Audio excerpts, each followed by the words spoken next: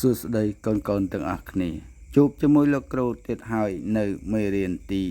14រឿងគោក្របីគ្មានថ្មិញលើអំណានចូលអានអត្ថបទរឿងខាងក្រោមរួចឆ្លើយនឹងសំណួរឥឡូវកូនទាំងអស់គ្នាពិនិត្យមើលរូបភាពនេះគឺចង់និយាយអំពីរឿងគោនិងក្របីគ្មានថ្មិញលើអញ្ចឹងដើម្បីកុំឲ្យខាតពេលយូរកូនទាំងអស់គ្នាចុច Subscribe ចុចសញ្ញាកណ្ដឹងចុច Like ដើម្បីទទួលបាននៅមេរៀនថ្មីពីលោកគ្រូតោះអញ្ចឹងកូនទាំងអស់គ្នាមកអានធ្វើការអានអត្ថបទអំណានរបស់យើងជាមួយលោកគ្រូទាំងអស់គ្នាតោះចាប់ផ្ដើមកាលពីព្រេងនាយមានខ្លាមួយសួរគោថា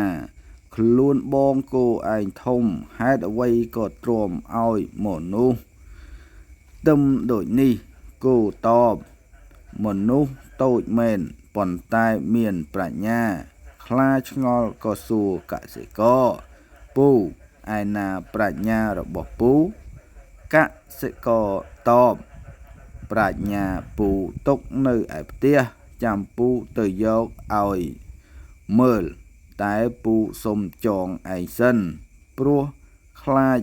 ឯងស៊ីគោខ្ញុំខ្លាយល់ព្រមឲ្យកសិករចងខ្លួនជាប់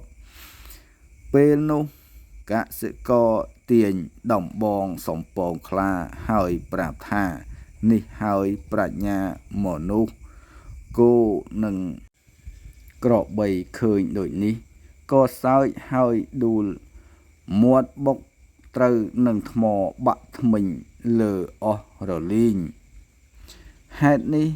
ហើយបានជាគោនិងក្របីគ្មានធ្មេញខាងលើរហូតដល់សពថ្ងៃនេះ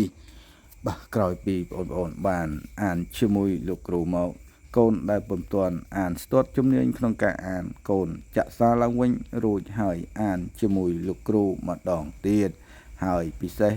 កូនទាំងអស់គ្នាចុច Subscribe ចុច Like ដើម្បីទទួលបាននៅមេរៀនថ្មីពីលោកគ្រូមុនគេ